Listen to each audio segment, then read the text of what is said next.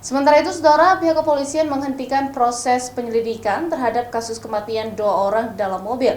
Belum ditemukan alat bukti baru dari kejadian. Hingga kini polisi menyimpulkan bahwa kematian mereka karena keracunan zat karbon monoksida. Kapolresta Banda Aceh belum menemukan alat bukti baru terhadap penyebab kematian sepasang kekasih di dalam mobil beberapa waktu lalu. Hingga kini, belum ada aduan atau komplain sehingga polisi juga tidak melakukan penyelidikan lebih lanjut kecuali nanti ditemukan alat bukti baru. Seperti yang diberitakan sebelumnya, kedua korban ditemukan meninggal dalam mobil pelanggan sebuah bengkel di Desa Lempuot, Banda Aceh. Mereka meninggal dalam mobil karena keracunan zat karbon monoksida setelah menerima hasil visum dari dokter. Dari olah TKP, ditemukan mobil dalam keadaan tertutup seluruhnya, sedangkan kunci kontak dan AC hidup.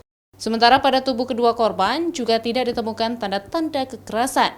Barang-barang pribadi milik kedua korban juga tidak hilang. Ketika kami melakukan olah TKP, bahwa ditemukan bahwa mobil itu tertutup semua. Kemudian kunci kontaknya dalam keadaan on dan AC juga hidup.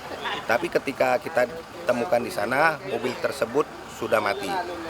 Hasil pemeriksaan dari dokter bahwa keduanya itu mengalami keracunan karena ada karbon dioksida yang mereka hirup karena mereka tidur di dalam mobil tersebut. Untuk saat ini tidak ada tindak lanjut untuk penyelidikan lebih lanjut, kecuali nanti ditemukan alat bukti baru. Seperti diketahui, pada Senin lalu, publik dikejutkan dengan penemuan 2 orang meninggal dalam sebuah mobil yang sedang diservis di sebuah bengkel di Gampung Lempuot, Kecamatan Bandaraya, Banda Aceh. Mustajab, Kompas TV, Banda Aceh.